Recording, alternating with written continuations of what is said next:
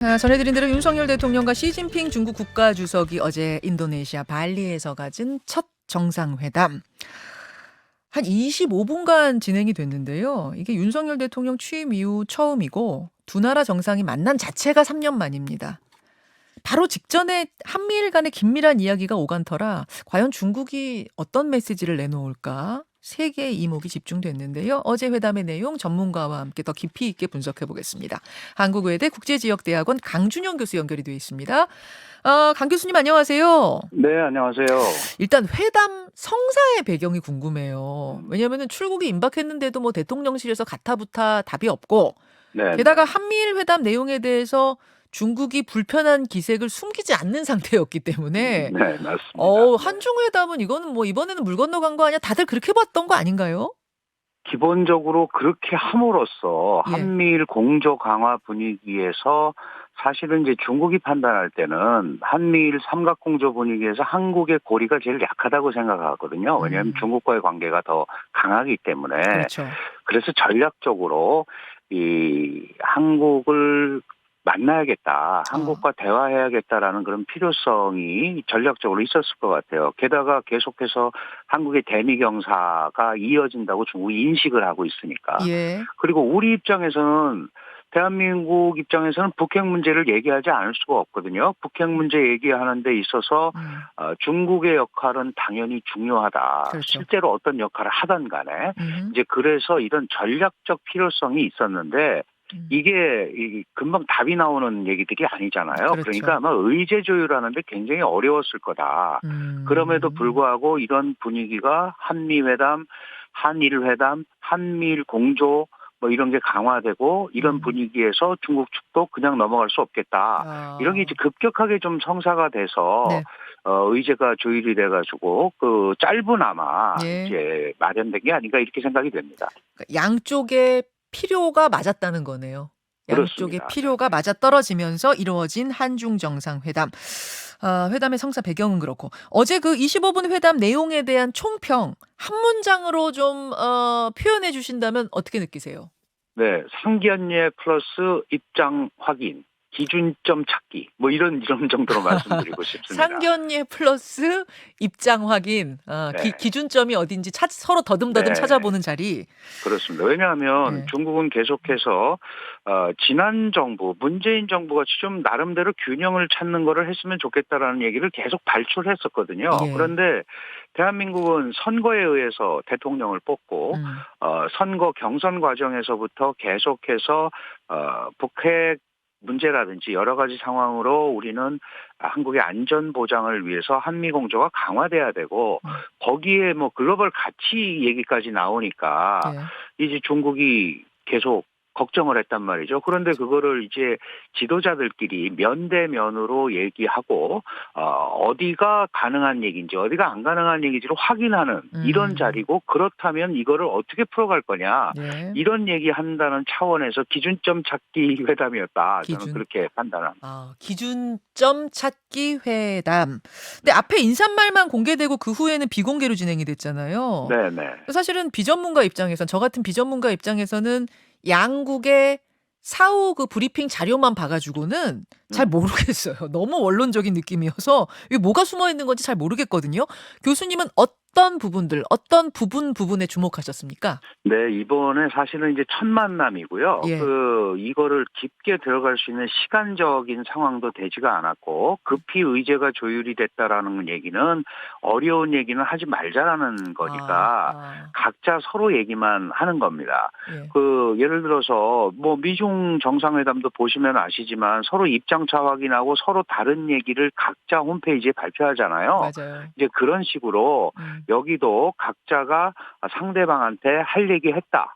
이 정도인데 저는 이제 한국은 분명하게 대한민국의 외교가 보편 가치에 기반한 국제규범, 국제질서를 강조하는 그런 외교로 가겠다라는 윤 대통령이 일종의 중국 앞에서 시진핑 주석 앞에서 선언을 한 거죠. 보편 가치에 충실하겠다는 선언. 네. 그거 너무 당연한 거 아니에요? 그게 뭐 그렇죠. 특별해요? 그런데 그게 그 보편 가치에 충실하다라는 게 민주, 자유, 인권, 개방 뭐 이런 건데 그게 사실은 바이든이 들고 나온 거잖아요. 아. 그러니까 중국이 볼 때는 어.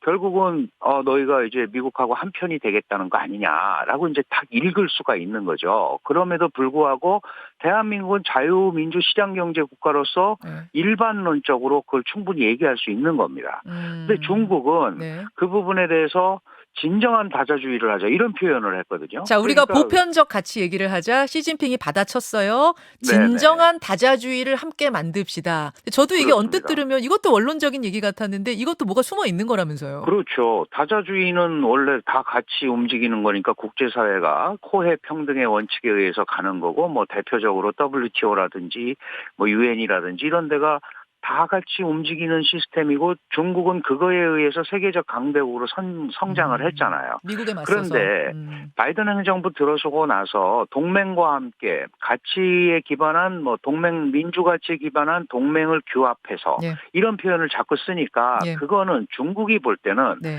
여럿이 모이는 차원에서는 다자주의처럼 보이지만 이거는 미국이 중국을 견제하기 위한 소집단주의다.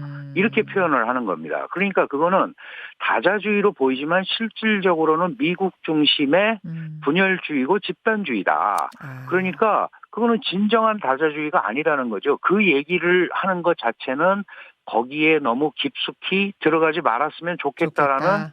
중국의 한국한테. 희망이 들어있는 거죠. 네. 아, 보편 가치 대 다자주의. 요렇게 여러분 이제 일단 부딪힌 거고요. 하나 더 보죠. 한중 글로벌 공급망 안정을 함께 보장해야 한다. 네, 요 말을 네. 이제 시진핑이 했는데 이것도 언뜻 들으면 뭐 너무 당연한 얘기 아니야? 글로벌 그렇습니다. 공급망 안정을 함께 하자. 이것도 숨은 행간이 있다면서요. 그렇죠. 이게 글로벌 안정적 공급망을 확보하는 것이 지금 이제 코로나 팬데믹 이후, 그다음에 러시아의 우크라이나 침공, 여러 가지 상황, 중국의 봉쇄 정책 이런 것 때문에 이제 공급망의 정상적인 운영이 어려워졌단 말이죠. 그래서 미국이 들고 나온 게, 네. 이게 새로운 공급망 판을 구축해야겠다. 그러다 보니까 자연스럽게 중국을 배제하고 가야 되는 거예요. 왜냐하면 중국이 정상적인 방식으로 공급망을 구축하지 않았기 때문에 보편적인 규범을 만들고 거기에 의해서 공급망을 새로 짜야겠다. 그래서 나온 게 IPEF라는 겁니다. 아시아 태평양 그렇죠. 경제 공동체, 네, 네. 이 경제 협력 여기에서 새로운 규범을 만들자. 그런데 거기에 보면 중국 입장에서 보면 자기들을 배제하는 전략이거든요. 그러니까 그것도 정상적인 다자주의가 아닌 거고 정상적인 공급망 구축이 아닌 거고 또 하나는 중국의 가장 아킬레스건이라고 할 수 있는 반도체 부분 예. 이 부분에 대해서 취포라는 거를 만들었잖아요. 그게 이제 칩4. 취포 한국, 반도체 미국, 일본, 대만. 그렇습니다. 지금 근데 이게 반도체 구조라는 게 미국의 원천 기술, 네. 일본의 소재 부품, 한국과 대만의 제조력 이렇게 뭉쳐져 있는 거예요. 그렇죠. 그러니까 이 메모리 분야는 한국이 70%를 장악하고 있고 비메모리는 대만이 70%를 장악을 하고 있는데 이 부분을 미국이 취포라는 협의체 형태를 만들어가지고 장악을 하니까 이것도 중국을 견제하는 거다 이렇게 보는 거예요. 이렇게 되면 네. 공급망이 중국을 배제한 중국을 디커플링 시키는 이런 형태로 가는 건 이건 정상적인 공급망이 아니라는 거죠. 알겠습니다. 정리하자면 그러니까 한중 글로벌 공급망 안정을 함께 보장하자라고 말한 것의 이면은 그 공급망 시스템에서 우리 배제하지 마. 배제하는데 한국 끼지 마. 이 얘기를 한 그렇죠. 거예요. 네, 알겠습니다. 그렇게 봐야겠습니다. 우리가 중국하고 대화할 때 가장 집중하는 의제는 항상 북한 문제입니다. 뭐 맞습니다. 네. 요즘 북한이 중국 눈치도 안 본다 이런 얘기들 하지만 여전히 북한이 중국에 경제적으로 의지하는 바가 크고 뭐 최우방국인 건 당연하니까 중국을 잘 관리하는 게 북한 잘 관리하는 거거든요. 북한 리스크. 우리는 어제도 중국한테 역할 좀 해달라 부탁한 거죠. 그렇죠. 당연히 그렇게 할 수밖에 없죠. 네. 예. 그런데 그랬더니 시 주석이 중국의 반응은 다른 데로 갔죠. 담대한 구상 좋은데 북한이 잘하면 우리가 도와주겠다. 약간 동문서답이에요. 왜냐하면 예. 중국은 이 북핵 문제를 원래는 조선과 미국의 문제다 이렇게 주장을 합니다. 왜냐 이 미국이 북한에 대한 압박 정책을 쓰기 때문에 생존 차원에서 북한이 핵을 만든 거다. 음. 그러니까 항상 미국이 북한의 우려를 고려해서 이 문제를 풀어야 된다라는 게 중국의 일관된 입장이거든요. 그런데 어제 네. 그 담대한 구상 얘기하면서 그 한국도 적극적으로 남북 관계 개선에 좀 나서라 독자적으로. 무슨 얘기냐면 미국과 같이 북한을 압박하지 말아라라는 뜻입니다. 미국 전략과. 독자적으로의 방점이 찍혀 있는 거예요? 그렇죠. 남북 관계 개선을 좀 적극적으로 한국이 나서라는 거는 뭐 미국과 하든 그런 건 좋은데 기본적으로 한미가 같이 북한을 압박하는 형태로는 이 북핵 문제가 풀리지 않는다라는 게 중국의 인식이에요. 그러니까 적극적으로 한국이 좀 더 나서줬으면 좋겠다라는 얘기를 원론적으로 예. 표명을 한 건데 이게 이제 북한이 예. 예를 들어서 바이든도 그 얘기를 했거든요. 중국이 북한에 대해서 얼마나 영향력을 갖고 있는지 모르지만 이게 사실 굉장히 중국을 자극하는 거잖아요. 우리는 너희한테 이런 기대를 했는데 니네가 답을 안 하고 그러는 것들은 영향력이 없는 거 아니냐. 이런 건데 만약에 북한이 7차 핵실험을 하게 되면 미국이 그런 얘기를 했죠. 설리번이 영내 군사력 투사가 강화될 거다. 이건 당연히 중국 견제로 이어지지 않겠습니까? 그렇죠. 그러니까 지금 중국도 굉장히 이 부분에 대해서 고민입니다. 잠깐만요, 다만, 강 교수님. 그러니까 지금 네. 북한이 핵실험하고 뭐 미사일 쏘고 이렇게 군사적인 카드들 만지작거리는 게 중국도 싫은 거죠, 지금? 너무 이렇게 세게 나가면 적당한 텐션을 유지하면 괜찮은데 적당은 괜찮은데. 너무 세게 나가버리면은 영내 군사력 투사가 강화될 거고 결국은 당사자인 한국 그다음에 늘 뭐 미사일이 자기네 열도를 지나간다고 얘기하는 일본.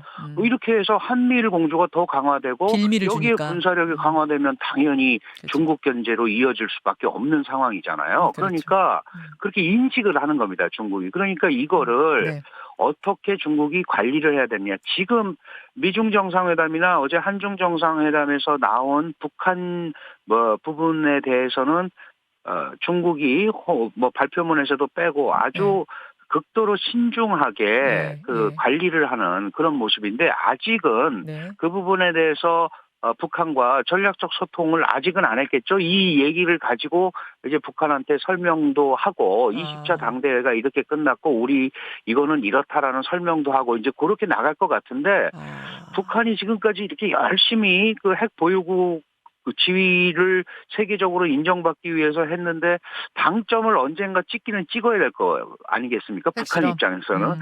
그게 이제 7차의 핵실험인데 이번에 우크라이나에 절대 핵 쓰면 안 된다고 미중이 합의했잖아요. 이게 또 북한이 어떻게 인식을 할지 중국에 대해서 중국도 아주 머리 아픈 상황입니다. 그래서 이 사후 브리핑할 때 요 북한 관련 내용, 뭐 담대한 구상 내용 이런 거는 중국이 하나도 안 쓴 거예요? 그렇습니다.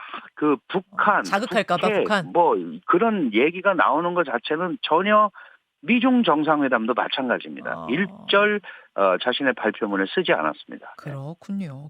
그래서 안 쓴 거다. 북한 자극할까봐. 그럼 지금 약간 중국도 북한의 핵실험에 대해 불편하면서도 약간 눈치 보고 있는 거예요?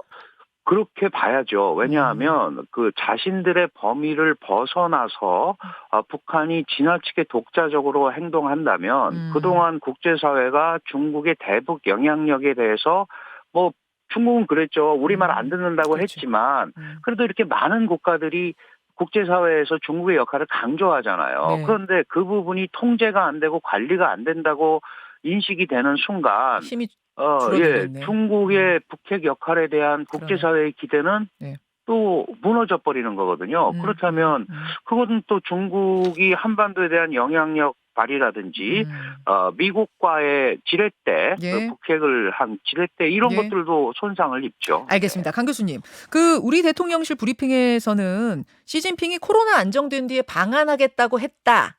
요게 있었는데 중국 측 브리핑에서는 이게 없었어요. 이건 왜 그런가요? 그 옛날부터 그랬습니다. 시 주석은. 그래요? 지금 2014년 방한하고 우리 문재인 정부 때도 와달라고 그러면 코로나 때문에 못 간다 계속 그랬거든요. 그것도 이제 일반론이고요. 그럼 진정성이 없다고 보세요? 그 회담에서 말한 건? 뭐 진정성이 아니고 오긴 와야 되는데 문제가 뭐냐면 한중이 정상회담을 해서 지금 우리가 의제에서 입장차를 봤잖아요. 정상회담이라는 건 주고받을 게 있어야 되는데 지금 상황에서는 예. 분명하게 주고받을 게 없습니다. 이 다자회담에서 이렇게 잠깐 만나서도 저렇게 문제가 되는데 양자회담에서 진정하게 합의를 하고 공동성명을 발표할 만큼 거리가 안 되면 사실 방문하기가 어렵잖아요. 자, 그런 의미에서 알겠습니다. 아직은 조금 시기가 아닌 것 같다 이런 생각이 듭니다. 그래서 뺐을 것이다. 1분 남았는데요.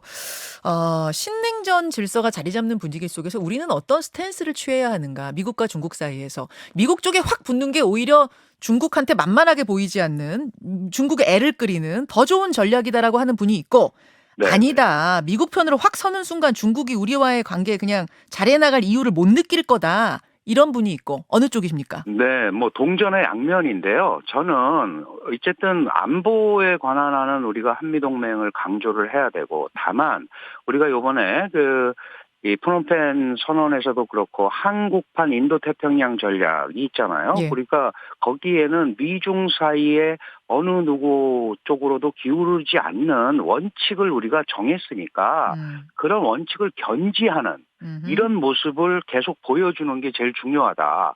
그런 의미에서 한국의 기준을 이번에 잘 잡는 그런 외교 활동이었으면 좋겠다. 그런 기대를 합니다. 균형 외교 지금 말씀하셨어요. 여기까지 듣겠습니다. 강준영 교수님 고맙습니다. 네, 감사합니다. 한국외대 국제지역대학원 강준영 교수였습니다. 김현정의 뉴스쇼는 시청자 여러분의 참여를 기다립니다. 구독과 좋아요, 댓글 잊지 않으셨죠? 알림 설정을 해두시면 평일 아침 7시 20분 실시간 라이브도 참여하실 수 있습니다.